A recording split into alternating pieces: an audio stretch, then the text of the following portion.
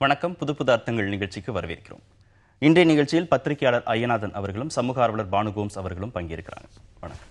தவறாக வழிகாட்டும் விளம்பரங்களில் நடிக்கும் பிரபலங்களுக்கு சிறை, புதிய மசோதா அப்படின்னு ஒரு செய்தி இருக்கு. அந்த புதிய மசோதா குறித்து மத்திய அமைச்சரவை ஆலோசனை நடத்த இருக்கிறாங்க. முதல் முறையாக அந்த மாதிரியான விளம்பரத்தில் நடிச்சா 2 ஆண்டு சிறை, 10 லட்சம் ரூபாய் அபராதம். 2வது முறையும் அதே தவறை செய்தால் 5 ஆண்டு சிறைகள், 50 லட்சம் ரூபாய் அபராதம் அப்படின்னு இருக்கு. எப்படி பார்க்குறீங்க இந்த செய்தி? இல்லை, அது ஒரு வகையில் சரிதான். அந்த கன்சூமர் ஆக்டை இது பண்ணுறாங்க. பட் ஆனால் சரியான விளம்பரம் இல்லை, நீங்கள் எந்த விளம்பரமுமே நீங்கள் ஒரு கேரண்டி கொடுக்கவே முடியாது எந்த ப்ராடக்ட்டுக்குமே. இப்போ கேரண்டி கொடுக்க முடியாத ஒன்றுக்கு நீங்கள் கேரண்டி கொடுக்குறீங்கன்னாலே அது அடிப்படையிலேயே அது தவறான ஒரு விளம்பரமாக தான் போகும். அப்போ எந்த அடிப்படையில் ஒரு தனி மனித ஒரு செலிப்ரிட்டியை கூப்பிட்டு நீங்கள் சொல்கிறீங்க அப்படின்னாலே அது அடிப்படையிலேயே தவறானது. விளம்பரங்களே அந்த மாதிரி எடுக்க முடியுமா அப்படிங்கிற அடிப்படை கேள்விக்கே அது போகும். நீங்கள் எப்படி? ஆமாம், அடிப்படையில் சில விடயங்களை நம்ம ஆழமாக கவனிக்கணும். 2 விதமான அமைப்புகள் இருக்குது. ஒன்று பார்த்தீங்கன்னா advertising standards authority of India. எவ்வாறு ஒரு விளம்பரங்களும் இருக்க வேண்டும் அப்படின்றதுடைய தரம். அவங்க தாழ்ந்து போகக்கூடாது, தவறாக வழி நடத்தக்கூடாது, அதே பொருளை விற்கும் இன்னொரு நிறுவனத்திற்கு எதிராக தேவையற்ற வணிக போக்குகளை கடைபிடிக்கக்கூடாது. இன்னொன்று மக்களுக்கானது, கிரிவன்சஸ் எகெயின்ஸ்ட் மிஸ்லீடிங் அட்வர்டைஸ்மெண்ட்ஸ். இது 2மே அரசு அமைப்புகள். இப்போ இந்த 2 அமைப்புகளும் இது வரைக்கும் என்ன செஞ்சுருக்கு நீங்கள் பார்த்தீங்கன்னா, இவங்க 2 பேரும் செயல்பட்டாங்கன்னா நடுவில் ஒரு பன்னாட்டு நிறுவனத்தினுடைய ஒரு பொருளை, உணவுப் பொருளையே பாக்கெட்டில் பயன்படுத்தக்கூடிய அந்த பொருளை, இப்பொழுது பெயரை குறிப்பிட வேண்டாம், நாமெல்லாம் பயன்படுத்தியிருக்கவே மாட்டோமே. அதை பற்றி நிறைய விஞ்ஞானிகள் சொன்னாங்க. The centre for science and environment அவங்க சொன்னாங்க. எல்லாரும் சொல்லும் பொழுது என்ன ஆகுது, அப்புறம் ஒரு குளிர்பானம் ஒன்று வந்துச்சு. அந்த குளிர்பானத்தில் நிறைய பூச்சி மருந்து கலப்புன்னு சொன்னாங்க. அது என்ன, எப்போ அது நடவடிக்கை எடுத்தாங்க? நாடாளுமன்றத்தில் அது எழுப்பப்பட்டதற்கு பிறகு நடவடிக்கை எடுத்தாங்க. அப்போ ஒரு அத்தாரிட்டி ஆஃப் இந்தியா அப்படின்னோம்னா என்ன அர்த்தம் அப்படின்னோம்னா, தே ஹாவ் எனார்மஸ் பவர், நிறைய அதிகாரம் உள்ள சுயேட்சையான அமைப்பு என்று பொருள். ஆனால் இவர்கள் எல்லாமே இப்படிப்பட்ட 2 அமைப்புகள் இருப்பதே மக்களுக்கே தெரியாது. மூன்றாவதாக இதில் கலப்படம் என்கின்றது ஒன்றத்தையும் சொல்லியிருக்கிறாங்க. கலப்படத்தை தடுக்க வேண்டியதற்கு இங்கேயும் இருக்கிறாங்க. மாநில அளவிலும் அமைப்புகள் இருக்கின்றது, மத்திய அளவிலும் food safety and standards authority of India, மறுபடியும் ஃபிசாய் அப்படின்னு சொல்லுவோம், அது இருக்கு. இவங்க என்ன ஈடுபட்டாங்க? ஒரு மத்திய அமைச்சர் சொல்றாரு, நீங்க நம்ம குடிக்கக்கூடிய பாலில் 68% கலப்புன்றாரு. வெளியிலேருந்து நம்ம வாங்கி குடிக்கக்கூடிய தனியாரோ அல்லது ஏதோ ஒரு பாலில் 68% கலப்பு இருக்குது அப்படின்னோம்னா, ஒரு இயற்கையாக நமக்கு கிடைக்கக்கூடிய ஒரு பொருளை அதிகமாக உற்பத்தி செய்யக்கூடிய முதல் நாடு உலகத்தில் என்கின்ற பெருமை பெற்ற ஒரு நாடு, வெள்ளை புரட்சி என்று சொல்லக்கூடிய அளவிற்கு பாலில் உற்பத்தியில் தன்னிறைவு பெற்ற ஒரு நாட்டில் அந்த பொருளை 68 விழுக்காடு கலப்படத்தோடு விற்கப்படுது அப்படின்னோம்னா, இந்த food safety and standards authority of India இருந்து என்ன பிரயோஜனம்?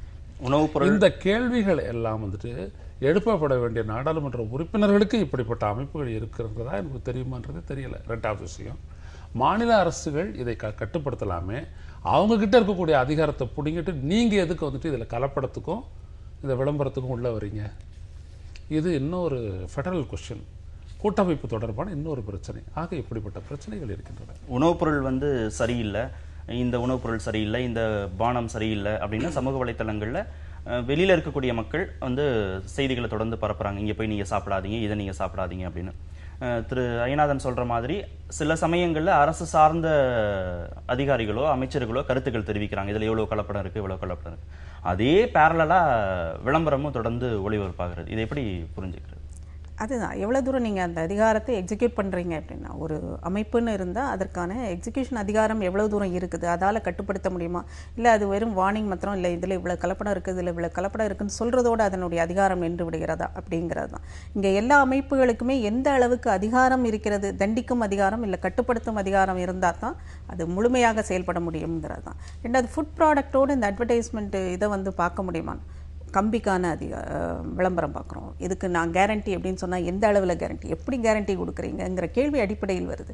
அதே மாதிரி தான் மற்ற எலக்ட்ரானிக் குட்ஸுக்கு அதுக்கு கேரண்டி கொடுக்குறோன்னு ஒரு செலிபிரிட்டி சொன்னால் செலிபிரிட்டிக்கு என்ன தெரியும், அதனுடைய உள்ளே இருக்கிற பார்ட்ஸ் பற்றி என்ன தெரியும், அது எவ்வளோ நேரடி பாதிப்பு அதிகம் அப்படிங்கிற அடிப்படையில் எந்த பொருளுக்குமே கேரண்டிங்கிறது கொடுக்க முடியாதுங்கிறது தான் அடிப்படை. அப்போ கேரண்டியே கொடுக்க முடியாத ப்ராடக்ட்ஸுக்கு நீங்கள் நான் இதை வாங்குங்க, நான் இது பண்ணுறேன்னு சொன்னால் அவர்கள் யூஸ் பண்ணி இருக்கணும், அந்த யூஸ் பண்ணினதுக்கான அத்தாட்சி இருக்கணும், இத்தனை வருடங்கள் இது ஓடுச்சுன்னு சொல்லணும், அத்தனை வருடங்கள் மட்டுமே இதுக்கு கேரண்டி, அந்த மாதிரி ஒரு ரெகுலேஷன் இருக்கணும். ஆக எந்த ப்ராடக்ட்டுக்குமே அந்த மாதிரி கொடுக்க முடியுமா?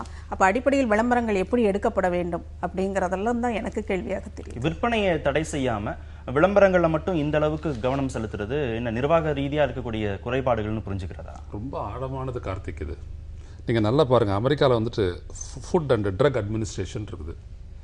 அந்த நாட்டில் விற்கக்கூடிய பொருட்கள், அந்த நாட்டு மக்கள் பயன்படுத்தக்கூடிய மருந்து பொருட்கள், இவைகளில் எந்த விதமான கலப்படமும் இருக்காது என்று 100 விழுக்காடு நம்பக்கூடிய அளவிற்கு உலக அளவில் புகழ்பெற்ற ஒரு அமைப்பாக, பாராட்டக்கூடிய ஒரு அமைப்பாக அது FDA இருக்கு. ஏன் நம்ம நாட்டில் இதெல்லாம் இல்லை? இல்ல நம்ம உணவு மட்டும் கூட நம்ம சுருக்கி பார்க்க வேண்டியது இல்லை. வானுகம் சொல்ற மாதிரி எல்லா பொருட்களோட எல்லா பொருட்களுமே கேள்விக்குரியதா? ஆமா, ஏன் ஸ்டாண்டர்ட்ஸை நிர்ணயிக்க முடியாதுன்னு சொல்றீங்க? இயற்கையிலேருந்து கிடைக்கும் போது நல்லா தானே இருக்குது. அப்போ எப்படி நீங்கள் அந்த ஸ்டாண்டர்ட்ஸை நிர்ணயிக்க முடியாது? ஒரு நேரத்தில் ரெஸ்டாரண்ட்டுகளுக்கு ABCDE வரைக்கும் கொடுத்தாங்கல்ல, கொடுத்தாங்க, மார்க் பண்ணி அதெல்லாம் பெருசாக போட்டாங்க. எதையும் செய்ய முடியும். ஆனால் அப்படியெல்லாம் இவங்க எதையுமே செய்யாமல் சட்டத்தை மட்டும் கடுமையாக்குவது என்பது எவ்வாறு சரி? நீங்கள் வெறும் தண்டனை அப்படின்றத மட்டும் சொல்லிட்டு நீங்கள் எதையும் தடுத்துட முடியாது. அந்த ரெஸ்பெக்டிவ் அத்தாரிட்டி சரியாக செயல்படணும். அவங்களுக்கு இப்போ எலெக்ஷன் கமிஷன் மாதிரி தான் அது. You have given powers, but அவங்களோட ஆக்ஷன் எந்த அளவுக்கு இருக்குது?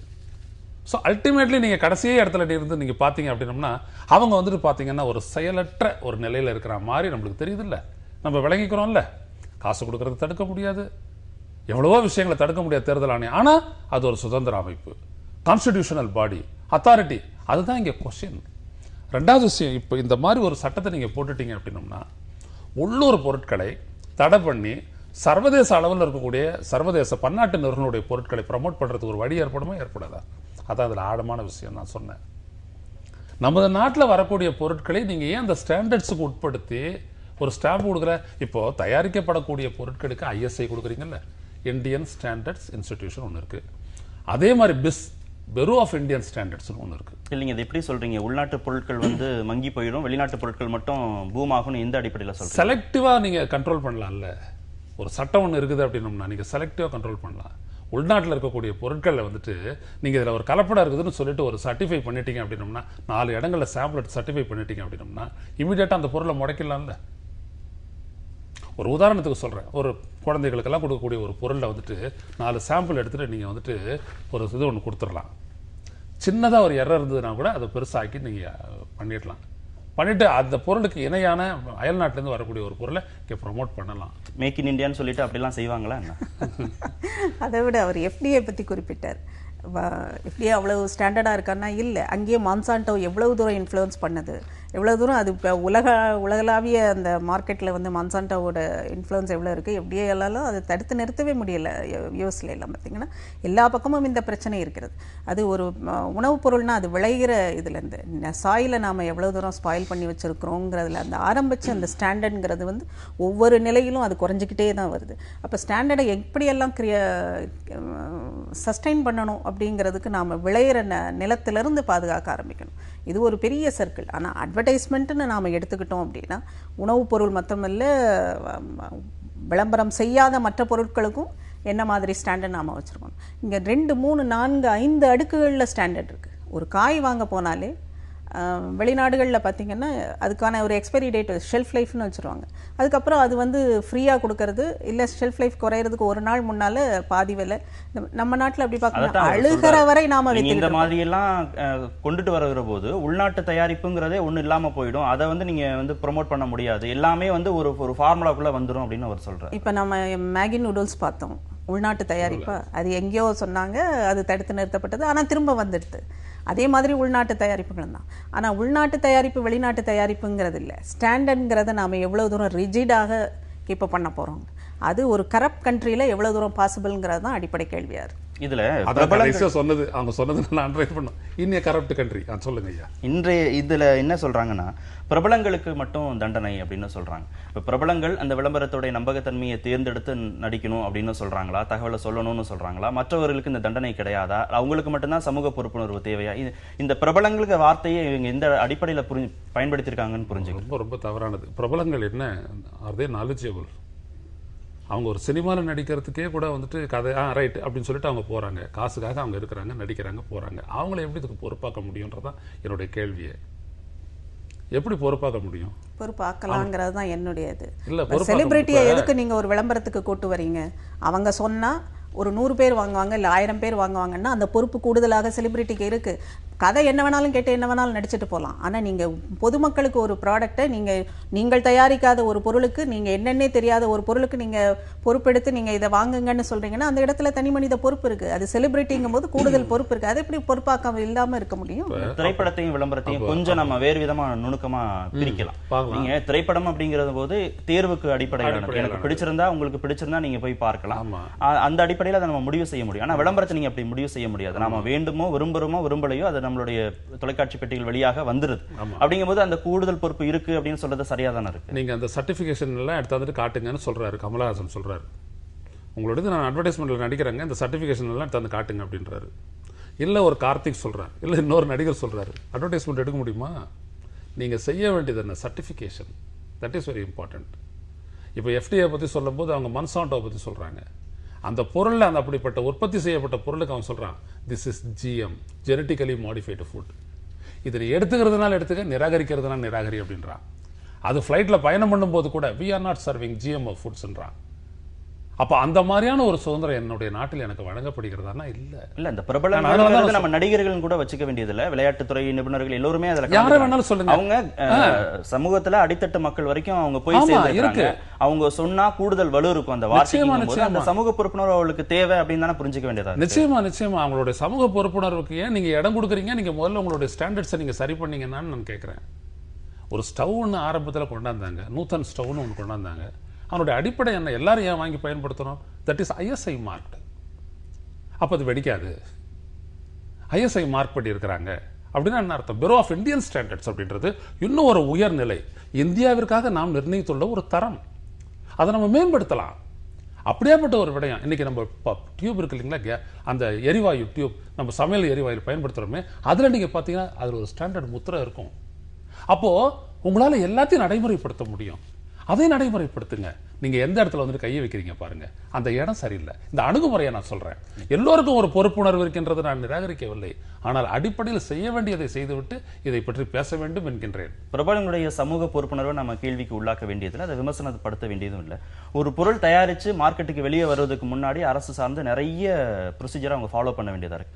அங்கேயே நீங்க செக் பண்ணிட்டீங்க, அங்கேயே சரிப்படுத்திட்டீங்க, இந்த பொருள் வரணுமா, சந்தைக்கு வரணுமா, வர வேண்டாமாங்கிறது அங்கேயே முடிவு பண்ணிட்ட அப்படிங்கிற போது இந்த சமூக பொறுப்புணர்வு வார்த்தையை நம்ம அதிகமாக தூக்கி பிடிக்க வேண்டிய அவசியம் அப்படி கிடையாது. சர்டிஃபிகேஷன் கேட்டாரு கமலஹாசன்ங்கிறதுனாலேயே அது பெருசாயிராது. சர்டிஃபிகேஷன் கொடுத்துட்டாப்புல அதை பார்த்தோன்னே கமலஹாசனுக்கு அதை பற்றி தெரிஞ்சிருமா? எந்த ப்ராடக்டை இவர் விளம்பரப்படுத்த போறாரு அதை பற்றின ஃபுல் நாலேஜ் இவருக்கு வந்துருமா? அரசு கொடுக்குற சர்டிஃபிகேஷனை வச்சுட்டு இது பிரமாதம் அப்படி அல்ல. ஒரு ப்ராடக்டை யார் ப்ரொடியூஸ் பண்ணுறாங்களோ அவங்க விளம்பரத்தில் வந்து சொல்லணும், நான் இந்த ப்ராடக்டை பண்ணியிருக்கேன், அரசிடம் இந்த சர்டிஃபிகேஷன்லாம் இருக்குது, அதனால இந்த ப்ராடக்ட்டுக்கு நான் இந்த கேரண்டி கொடுக்குறேன், நான் ப்ரொடியூஸ் பண்ணுறேன், அதுக்கு நான் பொறுப்பேற்கிறேன். செலிபிரிட்டிஸ் பொறுப்பேற்கிறது இல்லை. அப்போ அக்கௌண்டபிலிட்டியோட சேர்ந்து தான் ஒரு பொருளை நீங்கள் விற்கணும். அப்போ யார் ப்ரொடியூஸ் பண்ணுறாங்களோ அவங்களுக்கு தான் அந்த இடத்துல சொல்லக்கூடிய உரிமை இருக்குது, இதை வாங்குங்க வாங்காதீங்கன்னு சொல்கிறது. செலிபிரிட்டிஸ்க்கெல்லாம் கிடையாது, நடிகர்களுக்கு கிடையாது, ஸ்போர்ட்ஸ் இவங்களுக்கு கிடையாது. அரசு சார்ந்த விளம்பரங்களையும் பிரபலங்கள் நடிக்கிறாங்க, இது மாதிரியாக தனியார் பொருட்களுடைய விளம்பரங்களையும் நடிக்கிறாங்க. நம்ம ரெண்டையும் வேறு தளங்களில் புரிஞ்சுக்க முடியும். நீங்க ஓட்டு போடுங்க அப்படின்னு சொல்றதுக்கு நிச்சயமா அதை எந்த விதமான பாதிப்பையும் ஏற்படுத்த போறதில்ல, மக்களை உத்வேகப்படுத்த போகுது. இங்க அவங்க ஊதியம் வாங்குறாங்க, அதன் மூலமா இவர்களுக்கு பலன் கிடைக்கிறது போது கூடுதல் பொறுப்புணர்வு நடந்து கொள்ளதான் வேணும். வெறும் சர்டிபிகேஷன் காமிங்க, அதை காமிச்சு அப்படி எந்த அளவில் அவர் புரிஞ்சுக்கிட்டு அதெல்லாம் செயல்படுத்துவாரு அப்படின்னு கேட்கிறாங்க. வெறும் சர்டிபிகேஷன் அப்படின்றத நீங்க சர்டிபிகேஷனை பத்தியே சொல்லிட்டீங்க அப்படின்னா அப்புறம் என்ன இருக்குது? நீங்கள் இந்த அளவுக்கு படிச்சிருக்கிறீங்கன்னு நீங்கள் ஒரு சர்டிஃபிகேட்டை காட்டுறீங்க, அது நான் வெறும் சர்டிஃபிகேஷன் அப்படின்னு சொல்லிட முடியுமா? Certification is the essence of our normal everyday life. ஒவ்வொரு விடையும் சர்டிஃபிகேஷன் அப்படின்றதுல இருக்கக்கூடிய ஸ்டாண்டர்ட் அதுதான் முக்கியம். இப்போ அவங்க என்ன சொன்னாங்க, ஃபுட் சேஃப்டி அண்ட் ஸ்டாண்டர்ட்னாங்க. அத்தாரிட்டி ஆஃப் இந்தியா அது ஒன்று சொல்லுது. FSSAI முத்திரை ஒன்று இருக்குது அப்படின்னோம்னா நான் இதை நம்பி வாங்கலான்ற ஒரு இடம் வந்துருச்சுன்னு ஒன்று, காமனருக்கு வந்துருச்சுன்னு ஒன்று, அட்வர்டைஸ்மெண்ட்ல பிரபலம் வந்தான்னு வராட்டி என்ன இல்லையா? ஒரு மசாலா பொருள் நம்ம வாங்குறோம், அந்த மசாலா பொருள் அனுபவத்தின் அடிப்படையில் நம்ம வாங்கி பயன்படுத்துறோம், பிரபலம் ரெண்டாவதா தான் வர்றாரு. அப்போ நீங்க என்ன செய்யணும் அப்படின்னோம்னா இது ஸ்டாண்டர்ட், இதனால எனக்கு பாதிப்பு இல்லை அப்படின்றத சொல்லணும். அப்படி அதை சொல்லும்பொழுது இதில் இப்படிலாம் இப்போ அமெரிக்காவில் இருக்கக்கூடிய ஒரு பொருளை எடுத்துக்கிட்டிங்கன்னா இதில் இருக்கக்கூடிய ஃபேட் கண்டென்ட் இவ்வளவு, இது நீ தேவைப்பட்டால் எடுத்துக்கோ, உனக்கு இது முரண்பட்டதாக இருக்கும் உன் உடம்புக்கு, அப்போ நீ நிராகரி அப்படின்றது ஒரு உணவுலையும் இருக்க. இதெல்லாம் கொண்டு வர முடியாது. அரசு துறையில வேலை பார்க்கக்கூடிய ஆயிரக்கணக்கான ஊழியர்களுடைய ஆய்வுக்கு பிறகு வழங்கக்கூடிய சர்டிபிகேட்டுக்கு வந்து மதிப்பில்லை. ஆனா அந்த விளம்பரத்தில் நடிக்கக்கூடிய ஒருத்தர் வந்து தனியா போய் அவர் வாங்குற காசுக்காக தனியா ஒரு ஆய்வு நடத்தி அந்த உண்மைத்தன்மையை பரிசோதிச்சு நடிக்கணும் அப்படிங்கிறது எந்த அளவுக்கு யதார்த்தத்துல சரியா இருக்கும்? அந்த மாதிரியே அதை இன்ஃபர் பண்ணக்கூடாது. கவர்மெண்ட் ஒரு சர்டிஃபிகேஷன் கொடுக்குது, அது எல்லா குவாலிட்டி செக்கையும் தாண்டி தான் அந்த சர்டிஃபிகேஷன் வருது. ஓகே, ஆனால் அந்த ப்ராடக்ட்டை நீங்கள் மக்கள்கிட்ட கொண்டு போய் சேர்க்கணும். ஆனால் எந்த சர்டிஃபிகேஷனுமே 100% ப்ரூஃப் கிடையாது. எந்த ப்ராடக்ட்டுக்குமே நீங்கள் 100% ப்ரூஃப் கொடுக்க முடியாது. இப்போ கவர்மெண்ட் தான் நம்ம கேள்வி கேட்கலாம். கவர்மெண்ட் எப்படி சாதாரணமாகவே எந்த ப்ராடக்ட்டுக்கும் லைஃப் லாங் நீங்கள் ஒரு 100 வருட கேரண்டிலாம் கொடுக்க முடியுமா? கொடுக்க முடியாது. இப்போ கார் காரெல்லாம் சர்டிஃபிகேஷன் தாண்டி தான் வருது. சில காரில் மட்டும் ஒரு 100 கார் விற்றுதுன்னா 3 காரில் பிரேக் ஃபெயிலியர் ஆகுது, பிரேக் ஒயர் சரியில்லை அப்படின்னா நீங்கள் ஒட்டுமொத்த ப்ராடக்ட்டையும் சொல்லுவீங்களா? அப்போ 100% ப்ரூஃப்ங்கிறது எதுலேயுமே கிடையாது. அப்போ சர்டிஃபிகேஷனை தாண்டி அந்த யார் ப்ராடக்ட்டை உற்பத்தி பண்றாங்களோ அவர் தான் அதுக்கு கேரண்டி கொடுக்கணும். இந்த இதுங்க அப்போ அக்கௌண்டபிலிட்டி அவர் மேல நீங்க ஃபிக்ஸ் பண்றீங்க. தேவையில்லாம ஒரு செலிபிரிட்டியை கூட்டு வந்து நீங்க சொன்னீங்க அப்படின்னா அவர் நான் வாங்கியிருக்கேன் நீங்க வாங்குங்கன்னு சொன்னா அந்த கார்ல இதாச்சுன்னா இவர் வந்து அதுக்கு பொறுப்பேற்பாரா? பொறுப்பேற்காத ஒரு பிரச்சனைக்கு நீங்க எப்படி பொறுப்பேற்று நீங்க இதை வாங்குங்கன்னு சொன்னீங்கன்னா அது ஃபெயிலியர் ஆச்சுன்னா அதற்கான பொறுப்பை நீங்க ஏற்கனவே கடந்திருப்பாரு ஒரு பிரபலம். அது ஜூன் மாதம் வெளியில சந்தைக்கு வருகிற போது வேறொரு பரிணாமத்தில் வருகிற போது இவர் எப்படி அதில் பொறுப்பாக? திரைப்படத்துறையும் நீங்க இதையும் நீங்க குழப்பறதுல அர்த்தமே கிடையாது. திரைப்படம்ங்கிறது ஆப்ஷனல், வேணும்னா நான் பார்க்குறேன், வேண்டாட்டி விடுறேன். ஆனால் ஒரு பொருளை வாங்கணுங்கும் போது அத்தியாவசிய பொருட்களுக்கு நீங்க விளம்பரம் செய்யும் போது அத்தியாவசிய பொருள் இது இல்லைன்னா இதுன்னு மக்கள் வாங்கித்தான் ஆகணும். இந்த பிராண்ட் இல்லைன்னா இன்னொரு பிராண்டு வாங்கத்தான். 2 பிராண்டுக்கு 2 செலிபிரிட்டி வந்து இது பண்ணாங்கன்னா இவங்க சொல்றாங்க நான் இங்க வாங்குவேன், அவங்க சொல்றாங்கன்னு அவர் அங்க வாங்குவார். அப்போ அது ஃபெயிலியர் ஆச்சுன்னா அதுக்கு யார் பொறுப்பேற்கிறது? எய்ட்ஸுக்கு தொடர்ந்து துணிச்சலாக விளம்பரம் கொடுத்தவர் நடிகர் கமலஹாசன். அவர் மேலே எனக்கு அதனால் ரொம்ப மரியாதை உண்டு. எல்லாரும் தயங்கின போது அந்த எய்ட்ஸ் பேஷண்ட்டை கட்டி பிடிச்சிட்டு பண்ணார். அவர் ஒரு எய்ட்ஸ் மாத்திரைக்கு வந்துட்டு விளம்பரத்துக்கு நடிக்கிறாரு. மாத்திரையில் ஏதோ குளறுபடி. தண்டிக்கப்பட வேண்டியது யார்? கமலஹாசனா, தயாரித்த நிறுவனமா, அரசா? எனவே ஒரு உதாரணத்தை சொல்கிறேன். உலகளாவிய அளவில் நீங்கள் பார்த்தீங்க அப்படின்னம்னா ஃபோக்ஸ்வேகன் காரு அவங்க பயன்படுத்த வேண்டிய என்ன விதமான அந்த மாசுபடுத்தக்கூடாத அளவிற்கான என்ஜினை பயன்படுத்தணும் அப்படின்றதுல தவறிட்டாங்கன்றதுக்காக பல பில்லியன்ஸ் ஆஃப் டாலர்ஸ் அவங்க வந்துட்டு இன்ன வரைக்கும் காம்பன்சேஷன் அவங்க கொடுத்துட்ருக்காங்க. ஏன் அப்படின்னம்னா that is the assurance you have given to the customer and you have violated it. எந்த உறுதிமொழியை நீங்கள் பயனீட்டாளருக்கு கொடுத்தீர்களோ அதை நீங்கள் மீறி விட்டீர்கள் என்று சொல்லி அவர்கள் இன்று வரைக்கும் அதை பேயிங் த்ரூ த நோஸ்ன்னு சொல்லுவாங்க, அந்த அளவுக்கு அவங்க பே பண்ணிட்டு இருக்கிறாங்க. அதுதான் இங்கே முக்கியம். தயாரிப்பு நிறுவனத்தை தான் மக்கள் வந்து அதிகமாக. இன்னொரு விளம்பரத்தை நாம விட்டுட்டோம். இங்கே ஒரு ஈமுகோழி விளம்பரத்தில் எவ்வளவு தூரம் செலிபிரிட்டிஸ் வந்து இது பண்ணாங்க. அதில் யாரை நாம பிடிக்கிறது? எந்த அளவில் அதை வாங்குங்கன்னு இவங்கெல்லாம் செலிபிரிட்டிஸ்லாம் அதுக்கு கேரண்டி கொடுத்தாங்க. 2வது ரியல் எஸ்டேட் இது எவ்வளவு தூரம் ஏமாற்றல நடந்துகிட்டு இருக்கு. அதுக்கெல்லாம் செலிபிரிட்டிஸ்ங்க பேரில் அவங்க தான் வந்து இங்கே வாங்குங்க அங்கே வாங்குங்கன்னு சொல்கிறாங்க. அந்த இடத்தில் அதற்கான ஒர்த்து இல்லைங்கும் போது அதுக்கு பொறுப்பேற்பது யார்? ஆக விளம்பரம்ங்கிறது வெறும் உணவு பொருள் காருன்னு ஒரு சிறிய வட்டத்துக்குள்ள சுருக்க முடியாது. எந்த பொருளுக்கு செலிபிரிட்டி வந்து இது பண்ணாலும் செலிபிரிட்டிக்கு அந்த இடத்துல என்ன வேலைங்கிறதும் அந்த பொருளை பற்றி தெரியாமல் நீங்கள் அந்த பொருளை உபயோகமும் செய்யாமல் நீங்கள் ஒரு பொருளுக்கு எப்படி கேரண்டி கொடுத்து வாங்குங்கன்னு அடுத்தவங்களுக்கு சொல்றீங்கன்னாலே நீங்கள் அந்த இடத்துல பொறுப்பேற்க வேண்டிய நிலைக்கு ஆளாறீங்க. ஒரே விஷயம் தான், இந்தியாவில் மட்டும்தான் மருத்துவரை பற்றியும் தெரிஞ்சுக்கிட்டு மருத்துவத்துக்கு போகணும். அப்போ குளறுபடி எங்கே இருக்குன்னு நீங்கள் பாருங்கள். It is in the origin. You must put your hands on the origin. அந்த இடத்தில் கை வைக்காமல் என்டியூஸுக்கு நடுவில் வந்துட்டு நீங்கள் கையை வைக்கிறது சரியா இருக்கு. எல்லோருக்கும் பொறுப்புணர்வு வேணும்னு முடிச்சுக்கலாம். காவிரி நீர் விவகாரம் தொடர்பாக தமிழ்நாடு முழுவதும் முழு அடைப்பு போராட்டம் நடைபெறுகிறது. இதில் விவசாயிகள் பிரச்சனை, அதில் அனைத்து கட்சி பிரதிநிதிகளோடு பிரதமரை சந்தித்திருக்க வேண்டாமா அப்படின்னு கருணாநிதி அறிக்கை வெளியிட்டிருக்கிறாரு. எப்படி பார்க்குறீங்க? அது கரெக்டு தான், அனைத்து இதோட பண்ணியிருக்கணும். ஆனால் இது பல வருடங்களை நம்ம காவிரி இஷ்யூவில் பார்க்குறோம். மற்ற இந்த இஷ்யூஸில் பார்த்தா ஒரு ஒற்றுமையாக தமிழகத்தில் எல்லாரும் கூடி ஒரு ஒருமித்த குரலில் ஒரு இதை வெளிப்படுத்துறதுங்கிறது கிடையவே கிடையாது. எல்லாம் தனித்தனியாக அந்தந்த கட்சிகளுக்கு இதுதான் அரசியல் எங்கெல்லாம் புகுந்து எல்லா இடங்களிலும் தனக்கான ஒரு இதை வந்து விங்குன்னு ஒன்று கிரியேட் பண்ணி வச்சுருக்கும் போது அது ஸ்டூடெண்ட் ஆகட்டும், விவசாயிகளாகட்டும், தொழிலாளர்களாகட்டும், எல்லா திரைப்படத்துறையாகட்டும், எல்லா இதுலேயும் ஒவ்வொரு கட்சிக்கும் அவங்களுக்கான ஒரு விங்குன்னு ஒன்று இருக்குது.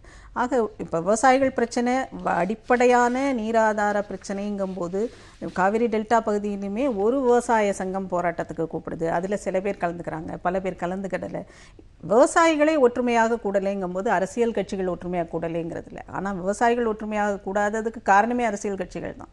அப்போ ஒன்றுக்கு ஒன்று கான்ட்ரடிக்டரியாக இருக்குன்னு தான் நான் பார்க்குறேன். நீங்கள் எப்படி பார்க்குறீங்க? இல்லை, ஒரு விடயம் வந்துட்டு இன்றைக்கு சட்ட ரீதியாக நம்ம அணுகிட்டு இருக்கிறோம். காவிரி நதிநீர் பிரச்சனை அப்படின்ற ஒரு விடயத்தில் நீங்கள் எடுத்துக்கிட்டிங்கன்னா, இன்றைக்கி சிறுவாணி பவானி தடுப்பணை கட்டக்கூடிய விவகாரம் உட்பட நீங்கள் பார்த்தீங்கன்னா ஒரே ஒரு விடயம் தான் அதில் இருக்குது. அது என்ன அப்படின்னீங்கன்னா, காவிரி ரிவர் போர்டு, காவிரி நதி ஆணையத்தை வாரியத்தை அமைக்க வேண்டும், அவ்வளோதான். அதற்கு கீழே ஒரு டெக்னிக்கல் கமிட்டி வந்துருச்சு அப்படின்னோம்னா இது எதுவுமே நிகழாது. விவசாயிகள் வற்புறுத்தக்கூடிய மைய பிரச்சனை அதுதான்.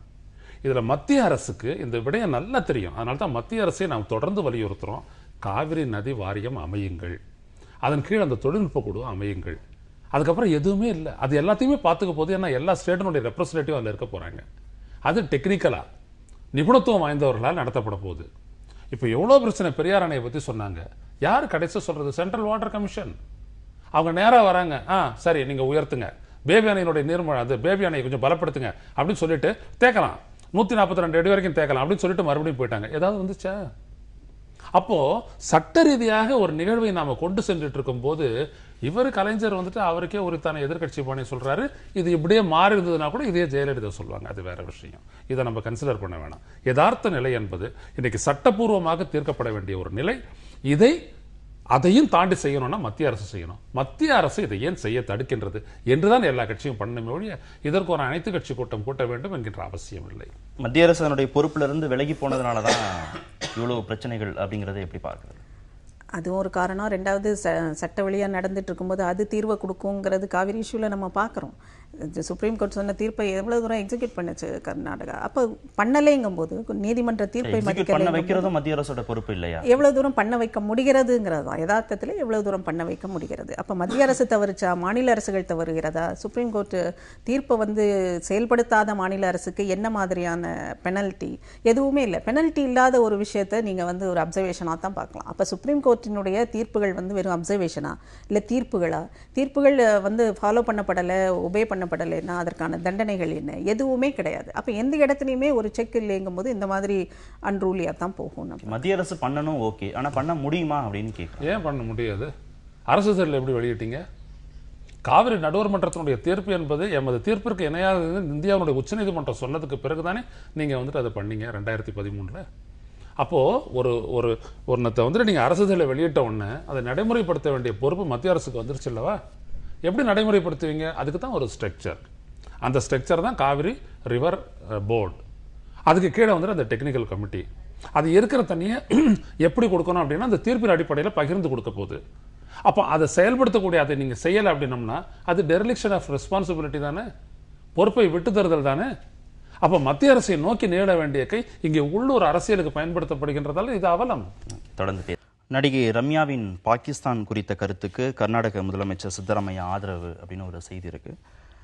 மனோகர் பரிக்கர் தெரிவித்த கருத்துக்கு பாகிஸ்தான் நரகம் அல்ல, அந்த மக்கள் என் மீது அன்பு காட்டினார்கள் அப்படின்னு ரம்யா சொல்லியிருந்தாங்க. அதற்கு பல்வேறு தரப்புல இருந்தும் எதிர்ப்பு தெரிவிக்கப்பட்டது. இப்போ அவர் பேக் பண்ணியிருக்காரு சித்தராமையா. எப்படி பார்க்குறீங்க?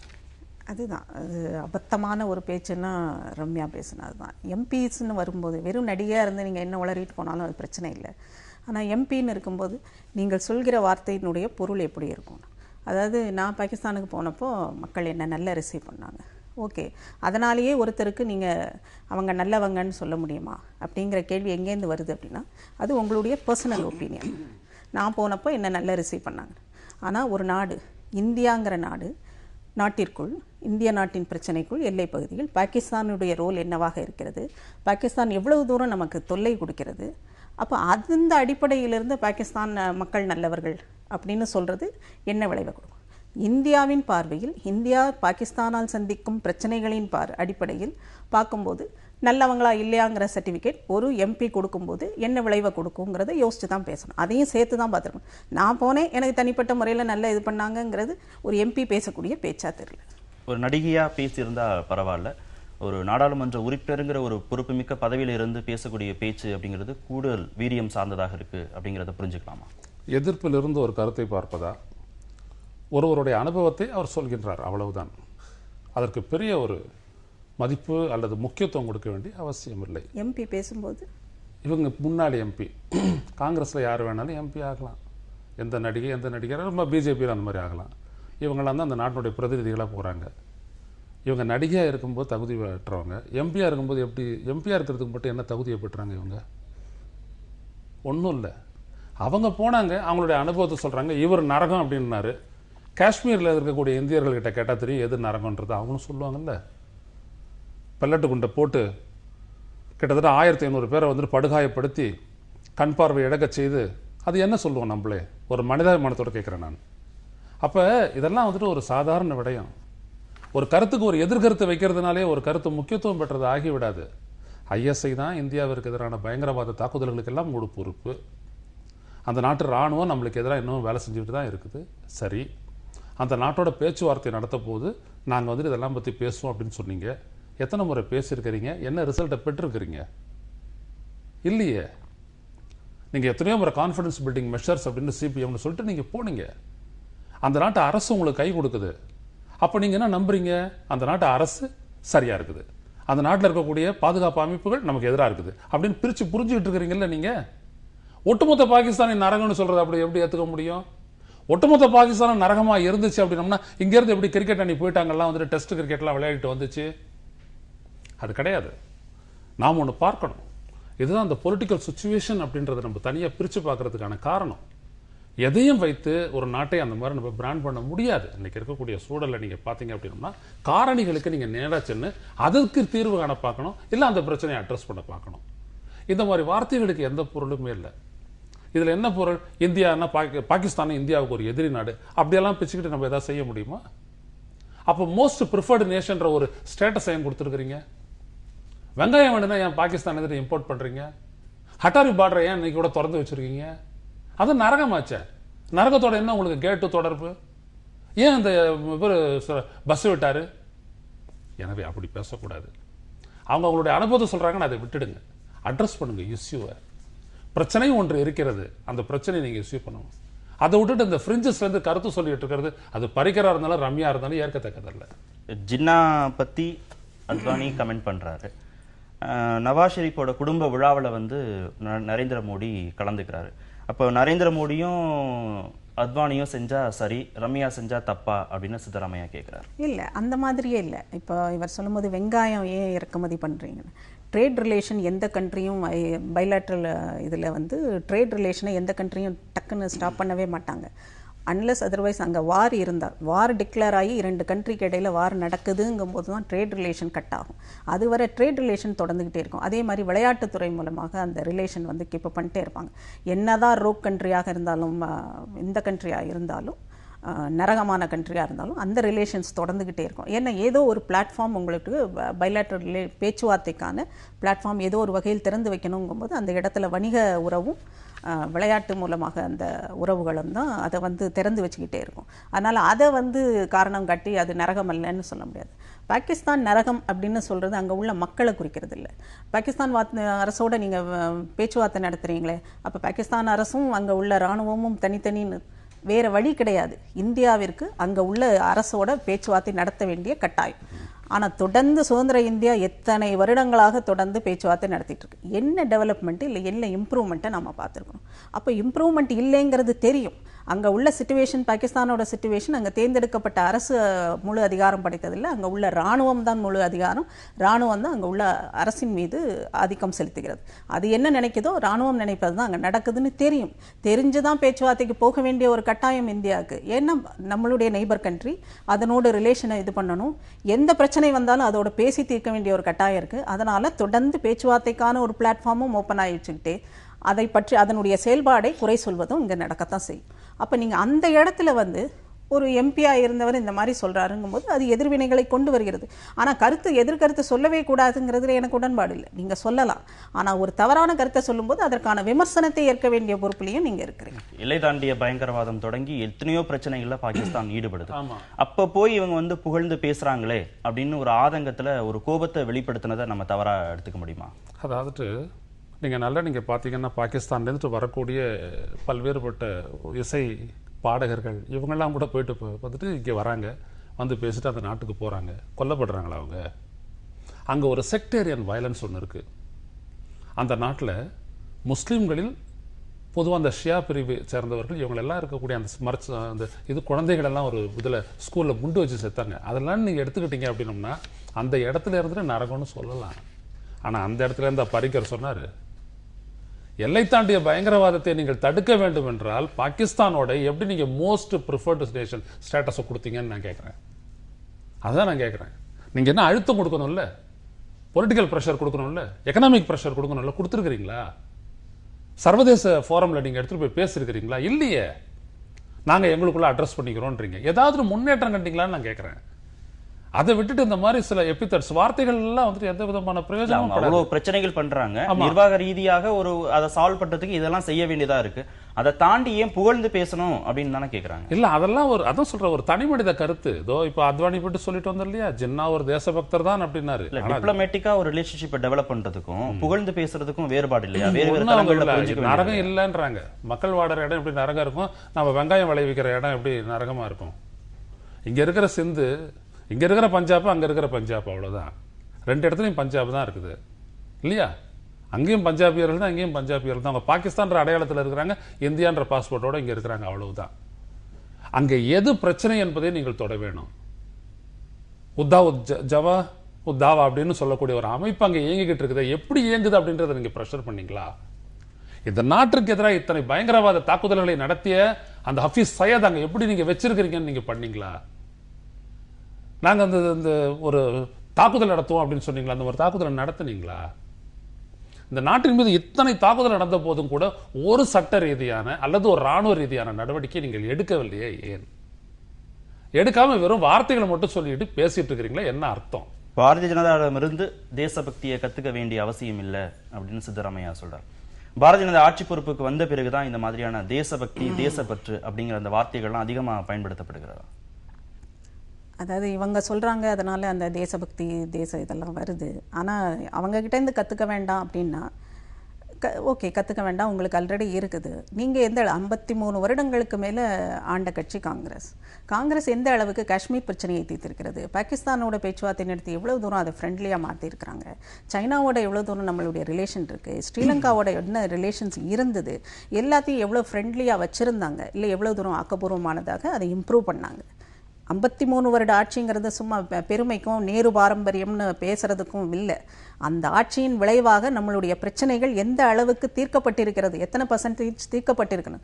பிரச்சனை மேலும் மேலும் வலுவாக்கி சிக்கலாக்கி கொண்டிருக்கிறதே, சிக்கலாக்கி வச்சிருக்கிறாங்களே தவிர எவ்வளவு தூரம் பிரச்சனையை தீர்த்து. காஷ்மீர் பிரச்சனை இந்த அளவுக்கு சுதந்திரம் பெற்ற நாளிலிருந்து இந்த வரை இவ்வளவு ஒரு பெரிய இடியாப்ப சிக்கலாக மாறி இருப்பதற்கு இன்னெஃபிஷியன்சி தானே காரணம், மத்திய அரசின் இன்னெஃபிஷியன்சி தானே காரணம். இன்னைக்கு நீங்க பேச்சுவார்த்தை நடத்துனீங்களா?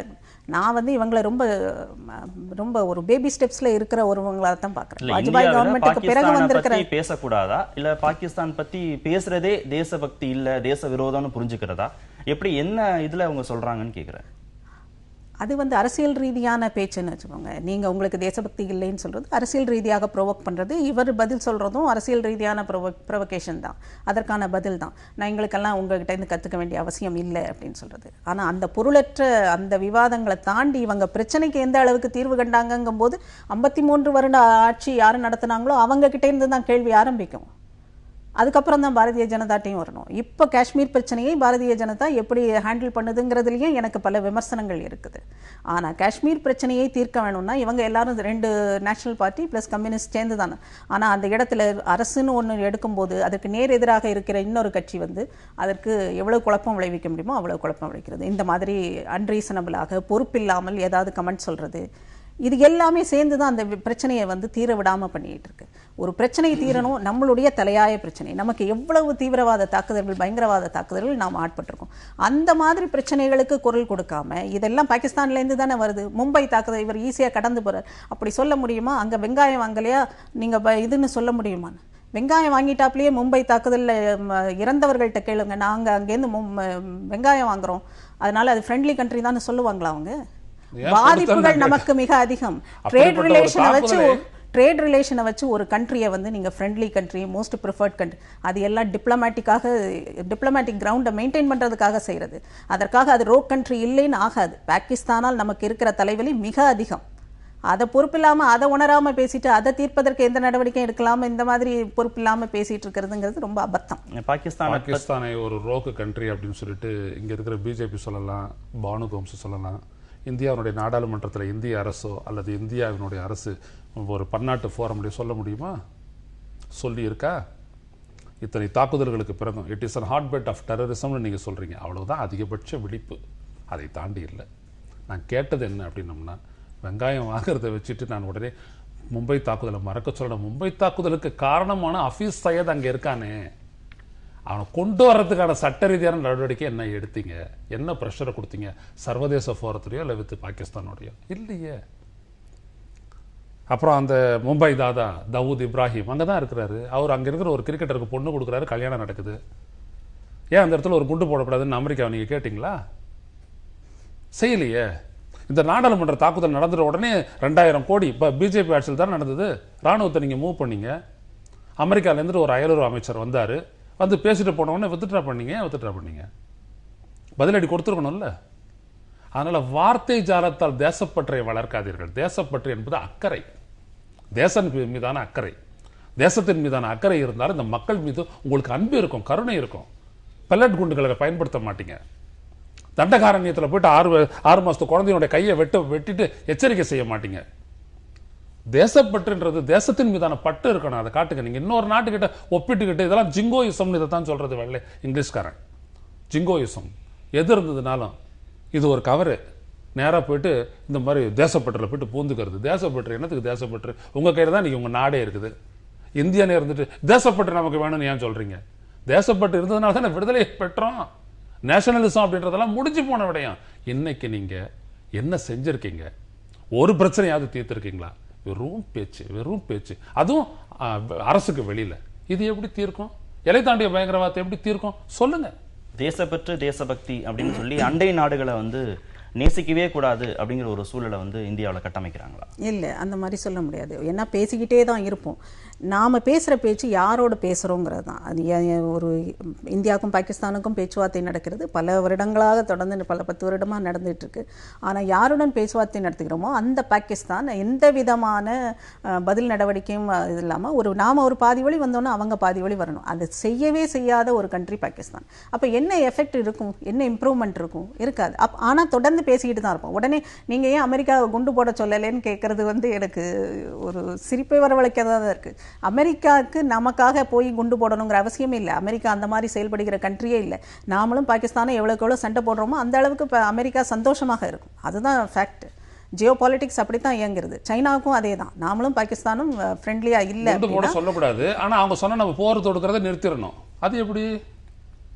அதுதான் 3ஆம் உலக நாடுகளோட தலைவிதியாக இருக்கிறது. நாம எவ்வளவு தூரம் நம்ம அளவுல கண்ட்ரியை வலிமையாக கட்டமைக்கிறோம். ஒரே நிமிஷம். பயங்கரவாதத்திற்கு எதிரான போர்னு உலகளாவிய அளவுக்கு வந்தோம்ல, ரெசல்யூஷன் 1373 எடுத்துக்கிட்டு எல்லாரும் சேர்ந்து பண்ணணும். நீ அடிச்சா நான் உதவணும், உனக்கான எதிரி எனக்கான எதிரி அப்படிதான் சொன்னார புஷ் மன்மோகன் சிங்கும். அப்ப எனக்கான எதிரி உட்கார்ந்துட்டு இருக்கிறான், குண்டு போடு. அன்மேன்ட் ஏரியல் வெஹிக்கிள் வச்சுட்டு குண்டு போடு. ஏன் சொல்லக்கூடாது? அவங்களுக்கு தேவைப்படுகிற போது அமெரிக்கா இங்கே தாக்குதல் நடத்துகிறது. இப்ப இந்தியாவுக்கு அப்படின்னு வருகிற போது ஏன் இங்க தாக்குதல் நடத்தக்கூடாது? செய்யாதுங்கிறது தானே யதார்த்தம். தாக்குதல் நடத்துறத மட்டும் கண்டிக்கிறீங்களே, கண்டிக்கிறதுனா என்ன அர்த்தம்? ஜியோ பாலிடிக்ஸ்னா என்ன அர்த்தம்? இதுதான்.